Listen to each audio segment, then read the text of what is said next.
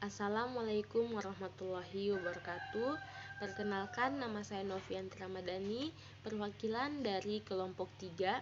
Di sini saya akan mempresentasikan hasil diskusi kami tentang kasus glomerulus nefritis. Adapun anggota kelompoknya yaitu ada Cahyani Sari, saya sendiri Novianti Ramadhani, Wode Lusrianti Tima, Nurfatin, Husnul Khotimah, Wode Sandri, Elma, Siti Amina, Irham, dan Harjono. Untuk mempersingkat waktu, saya akan memaparkan materinya. Yang pertama ada definisi. Glomerulonefritis atau GN adalah penyakit akibat respon imunologik dan hanya jenis tertentu saja yang secara pasti telah diketahui etiologinya. Glomerulonefritis adalah penyakit peradangan ginjal bilateral. Peradangan dimulai dalam glomerulus dan bermanifestasi sebagai proteinuria dan atau hematuria.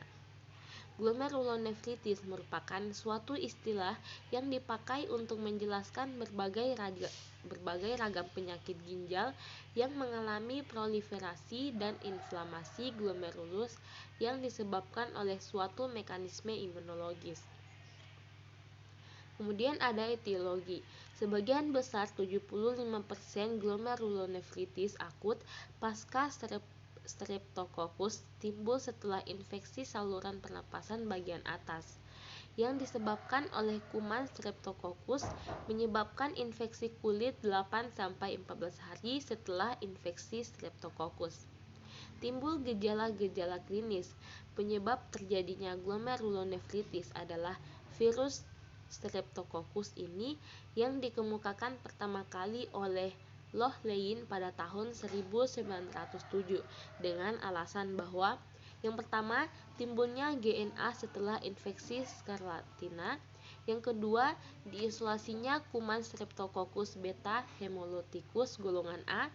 Yang ketiga, meningkatnya titer antistreptolisin pada serum penderita. Mungkin ada faktor lain, yaitu ada faktor iklim, keadaan gizi, keadaan umum, dan faktor alergi mempengaruhi terjadinya GNA setelah infeksi dengan kuman Streptococcus. Yang ketiga ada patofisiologi. Di sini ada pathway glomerulus nephritis, yaitu glomerulonefritis, pyelonefritis, hidronefrosis, sindrom nefrotik tumor ginjal. Kemudian GFR menurun, kemudian GGK terbagi atas 3, sekresi protein terganggu, retensi natrium, dan sekresi eritropoietin. Sekresi protein terganggu masuknya sindrom uremik, kemudian ke kelebihan volume cairan. Kemudian ada retensi natrium, ada CES, tekanan kapiler, volume interstisial, edema, kemudian masuk ke kelebihan volume cairan. Kemudian sekresi eritropoietin, produksi Hb turun, suplai oksigen ke jaringan, dan menyebabkan gangguan perfusi jaringan. Kemudian hiperfosfatemia, gangguan keseimbangan asam basa, dan urokrom tertimbun di kulit. Hiperfosfatemia, kemudian pruritus, menyebabkan gangguan integritas kulit. Kemudian gangguan keseimbangan asam basa, ke produksi asam basa, kemudian asidosis metabolik. Kemudian urokrom tertimbun di kulit, menyebabkan perubahan warna kulit. Selanjutnya klasifikasi. Glomerulus nefritis dibedakan menjadi 3 bagian. Ada difusi, ada vokal, dan lokal. Difusi terbagi atas 3, ada akut, subakut, dan kronik. Mekanisme kekebalan terbagi atas 2, yaitu kompleks imun granular dan nefrotik atau anti-GBM linear. Gambaran histologik terbagi atas 5, ada perubahan minimal, perubahan progresif, perubahan membranosa, perubahan membrane proliferatif, dan glomerulonefritis lokal. Kemudian sindrom klinis terbagi atas 4, ada sindrom nefritik akut, sindrom nefrotik, kelainan urin asimptomatik persisten, dan sindrom uremik. Kemudian manifestasi klinis. Glomerulus nefritis ditandai dengan yang pertama proteinuria, yang kedua hematuri, yang ketiga penurunan fungsi ginjal, yang keempat perubahan ekskresi garam dengan akibat edema, kongesti aliran darah, dan hipertensi, yang kelima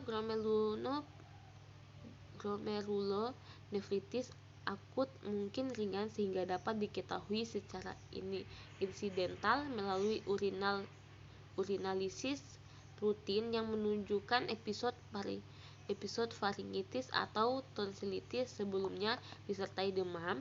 Yang keenam, gejala glomerulonefritis kronik bervariasi. Kemudian pemeriksaan diagnostik.